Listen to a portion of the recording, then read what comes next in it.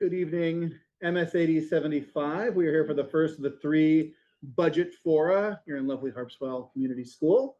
We're gonna, in just a moment, we're gonna turn it over to Evan here to give our presentation on the budget.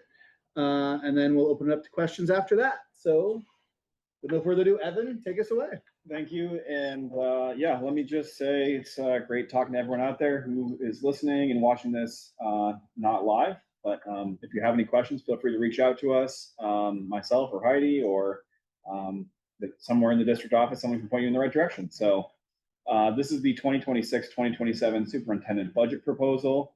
Our tagline that we're using this year is investing in students while maintaining fiscal responsibility.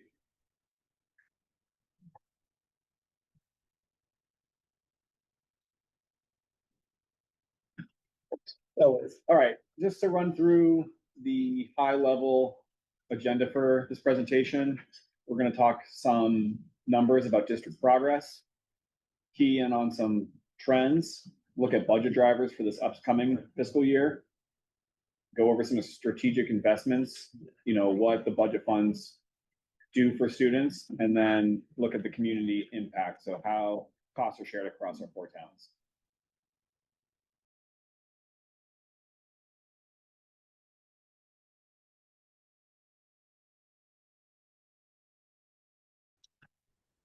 I'm going to turn it over to Heidi to talk about our major district wins for 2025 through 2026, which is this current year.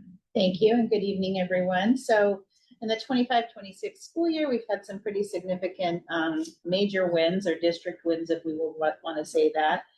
We launched our strategic plan that we took about a year to get into place, and it's 2025 to 2030. We have clear priorities and KPIs that we're working towards. We have our science program are above the benchmarks. Our high school science scores rose above the state benchmark. Students meeting expectations jumped from 26.3 to 41.2. That's pretty significant on those evaluations. We opened up another couple of pre-K programs, 2 gen ed pre-K programs and a life skills program. We have our elementary math growth, which every grade K through 5 exceeded national growth projections in 24-25. And we also have a really significant attendance stability at 94% this year. And we are well into our facilities master plan by also completing our MAM's building envelope project that was completed. So we have connections to our strategic plan, which is important to mention, which are priorities 1, 2, and 4. Just at a glance, the district currently has 2,295 students, and I need to make sure that folks know those numbers are on our October 1st child count, which is what our subsidy is driven from. The district has 7 schools. Again, we have 94.4% attendance rate. And our graduation rate this past year was 92.59%. And by 2028, we hope to increase that another 5%. That's part of our strategic plan and goals. So really, this budget proposal is designed to support the district's strategic plan. And the strategic plan is about a 5-year plan. And every investment that we make is heading in that long-term direction, where we have rigorous and equitable learning for all of our students from pre-K through graduation. We're focusing on health and well-being. We're focusing on community engagement, and we're continuing to focus on talent management, where we hire and retain the best possible teaching staff, support staff, and everyone across our district. So enrollment, as you can see from this particular slide, we had some years where this steady decline from 2,407 students down to 2,279, and from 2001 to 2025, we've begun to actually start to trend upwards, where we are now heading towards 2,295 in 2026. And this is really the first overall increase in the last 5 years. Now, talking about the financial overview for what we're predicting for next year, our current budget, first and foremost, is $57,876,308. What we're projecting for next year currently is $61,413,299. Sorry, $61,413,299. That's a dollar increase of over $5.3 million or in percentage terms, that's 6.11. This reflects all of the maintenance of effort expenditures and administrator new requests, which we're going to get into in a little bit. So the new requests were totaling $606,000. And quick correction, you said 5.3, you meant to say 3.5. You're right. Thank you. Sorry about that. No good. I do that a lot, so thank you for stepping in. We're here for each other. The breakdown of the budget by warrant, you can see that the way the state requires us to break our budget down is into specific categories. You have everything from regular education, special education, student and staff support, transportation, facilities, debt service. All of these areas are where the district's expenditures live. So you can see that our maintenance of effort budget came in at 5.06% over last year, but with the new requests from our leadership team, we are looking at 6.11% over last year. I wanted to touch on how MSAD75 invests its budget for those who saw that table and were a little overwhelmed by all the numbers. What's really important here is that regular education and special education represent 52% of our expenditures. And then everything around that, the support, the facilities, transportation, all that helps augment and supplement that education. So yeah, you can see it's broken down by percentages, and half of every dollar goes directly into education, students, and classrooms. The core of our educational mission. Exactly. So next is the personnel request. You can see some of these items have strike-throughs through them, and that doesn't mean that all of those aren't being funded. It just means that we are realigning resources that we currently have to meet those needs. And the first one on our list is a grade 2 teacher at Harpswell. While that looks like that's not included in the overall administrator request, we are looking at resources throughout the district to be able to move a resource into this school to support a growing class size in grade 2 here at the school. We'll talk about the psychologist. Yeah, so for the past probably 5 years, we've had a school psychologist that we've been trying to hire, but there just aren't any in the state of Maine.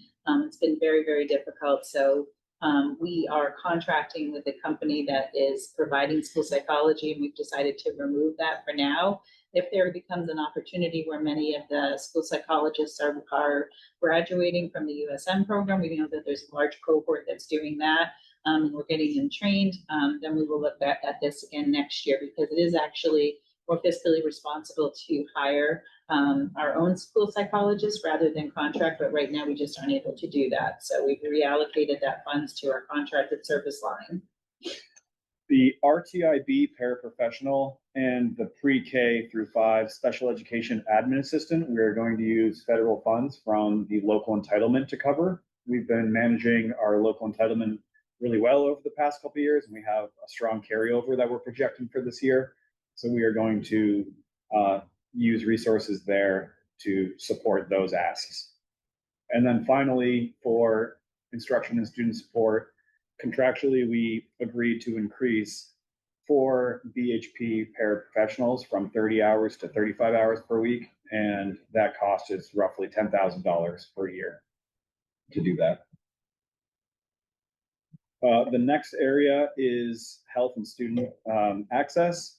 One area where we felt we need to make a strategic investment for this coming year would be to add 2 nurses, and that would bring our nurse count up to 7, which would mean a nurse in every single one of the buildings. The original ask was to have a floating nurse based out of the middle school that could go to different schools as needed, but we really felt that this was our opportunity to bring our nursing to its full capacity. Yeah. Yep. Anything else there? Nope, I think that's good right at the moment. And we are looking at other resources as well to finance the nursing staff.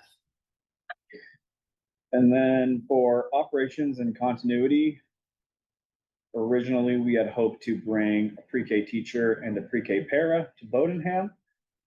There is not sufficient space there at the moment for an additional classroom, so the plan currently would be to add another pre-K classroom at Bowdoin Central School, and redirect staff to that school using current resources instead of bringing on additional funds. Permanent subs is something that comes up from year to year, especially at our larger elementary school of Woodside. We've done a lot of strategic investments in hiring new subs, and we feel that some investments in MTSS consulting will help alleviate some of that stress for subs for next year for Woodside. And we had a mechanic apprentice in the budget for the last couple of years, and that mechanic apprentice would be working on school buses, and then in there, they would be required also to have a CDL license. However, we really need to focus on transportation. We are looking at a significant number of transportation specialist drivers that are going to be retiring at the end of this year. And so we really want to focus on using those funds to bring more school bus drivers and transportation specialists to the district rather than just focusing on a mechanic apprentice at this time. So, and then we had a leave specialist in the budget, and this is due to the Paid Family Medical Leave Act that we just started. We don't really know what the ramifications of that are fully, so we decided to take that out and kind of see how this year goes, and then relook at this again next year. We currently have a courier in the budget that is already there. We're increasing increasing the position from 215 days to 260 days, and this is actually paid out of the food services budget, which is separate than our regular budget. You want to talk about instructional too? Oh, yes, thank you.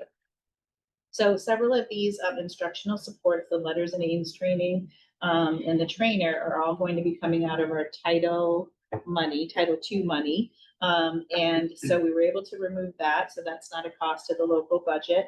We went from 80,000 down to 61,000 for our MTSS consultants.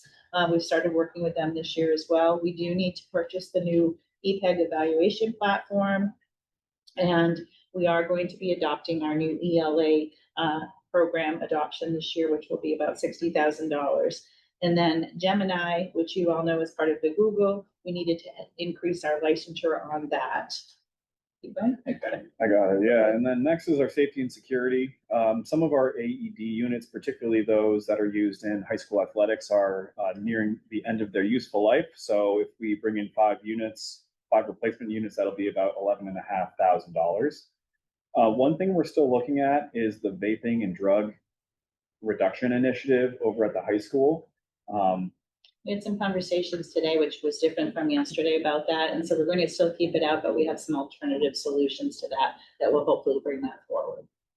And then safety and security initiatives. We were looking originally at a $650,000 ask, which was the amount of money that we asked from the Department of Justice when we wrote a grant earlier this year.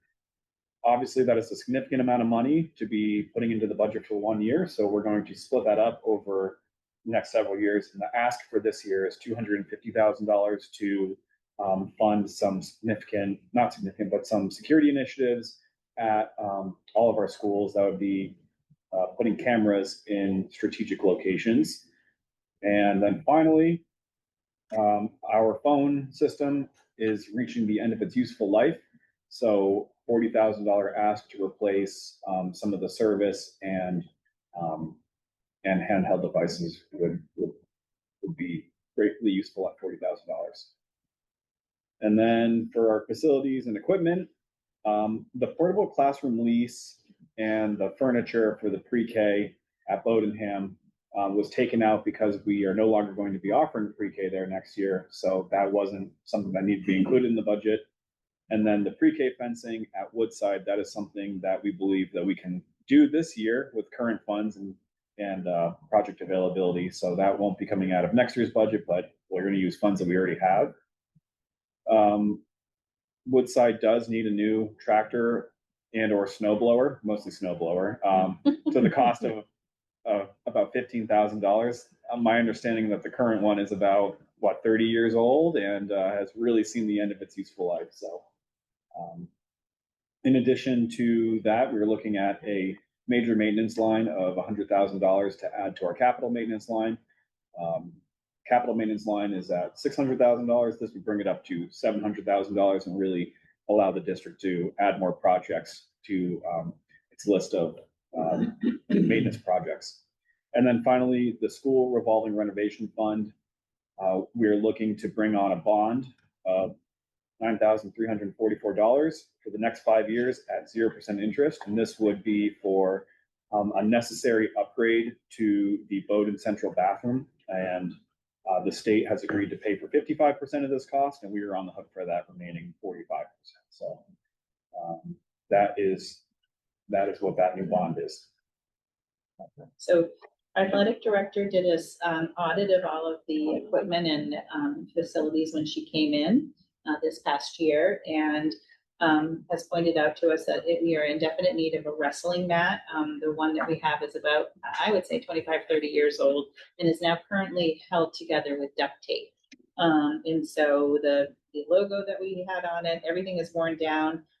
It's not as pushy as it used to be. And so we would like to continue to host and bring back hosting wrestling meets in our district. And we need to update that wrestling mat so that we're appealing to that. Same thing with the high jump. The high jump is significantly old and is really a safety hazard. The things that are on the side, which somebody else might know the actual names of them, where they hold the Stanchions. the what? Stanchions. See, Frank knows. So those are all rusted out, and that is a safety issue for students as well. The Polaris Ranger 500, so exciting. That will replace our golf cart, which is also used to drag the softball field and the baseball field.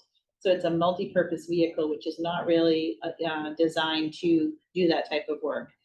Even though my husband uses ours to drag the trees that he cuts down. But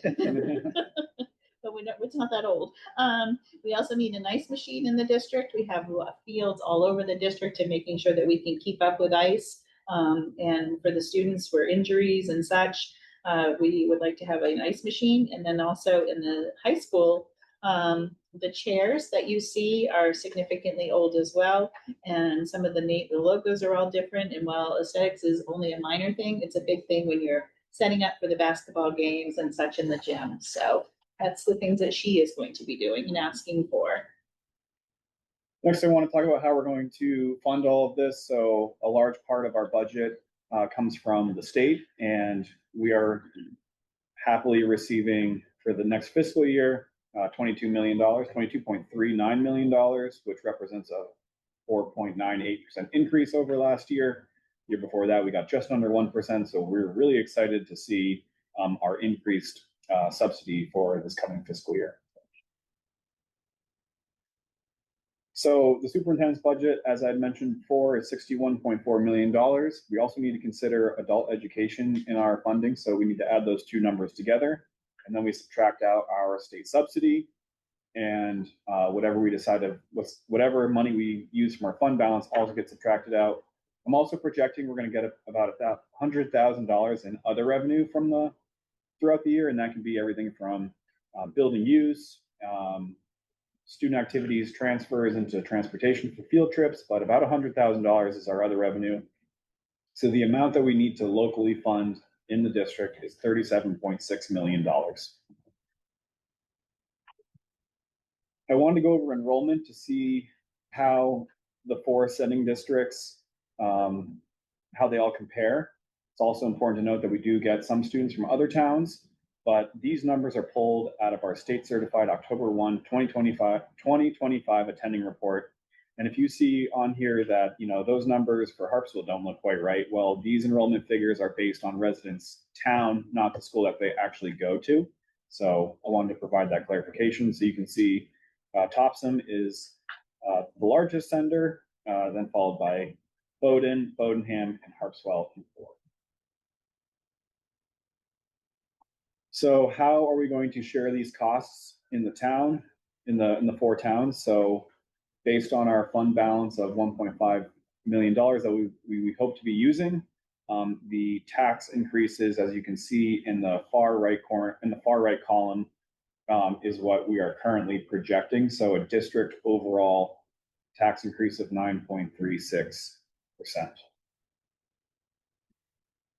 The way that we figure this out is we average state property valuation and student enrollments to come up with a allocation. So just in closing, I wanted to share that $37 million needs to be locally funded. We're looking currently at a 9.36% district-wide increase in revenue that we need to fund, and then our budget increase is at 6.11. This budget proposal reflects our commitment to students, responsible planning, and long-term district stability. We're making progress. Student needs are increasing, and this budget responds to both those needs with integrity and purpose. Thank you, Evan. Before I see if we've got any questions here, just a couple quick points. So you may notice that the district local share increase is greater than the budget increase, and that's because the state subsidy, the EPS subsidy, is increasing at a slower percentage than our budget. So the numbers don't match up at the state level, meaning they, in one direction, they don't match up in the opposite direction at the local level. So just in case you're wondering why, if for a 6.11% budget increase, why are we looking at a 9.36 local increase? That's why, because the state subsidy was not a 6.11% increase. This is the superintendent's proposed budget. It is not the final board adopted budget. So we're doing these meetings. This is the first of 3 meetings in our communities. The next will be in Topsom on Monday, and then in Bowdoin on Tuesday, where we're getting feedback and questions from the community. And then the finance committee will begin deliberations afterwards. And then when the finance committee is satisfied, we will recommend the budget to the full board. There will be a final budget hearing before the regular board meeting in April. And at that point, the board will adopt a budget. So what you're seeing now is not the final budget, but it does represent the superintendent's recommendation. And for that work, we thank the superintendent and business manager very much. Does anyone have any questions that are here now today, or items like to point out, like I just did? Sean. I do have one question. The increase in a pre-K classroom at Bowdoin, will the Bowdoinham community be able to access that? Yes. Yeah, I believe, no, it's a good question. And I believe, Heidi, somebody got this wrong. Anyone in the district might be sent to any one of the pre-K openings that are available. We try our best to keep them as close to home as possible, but obviously where classroom openings are is a little out of our control. Great. So good question, Sean. Jessica. Just wanted to follow up on what you said for Topsom meeting on Monday. Is at Woodside School? Correct. At 6:30. That is correct, Jessica. Thank you for asking. Tuesday, the 17th is in Bowdoin. Bowdoin Central? Bowdoin Central, also at 6:30. Thank you, Jessica. Yeah, those will not be recorded for anyone watching at home. This is the one that we record, but it will be the same presentation.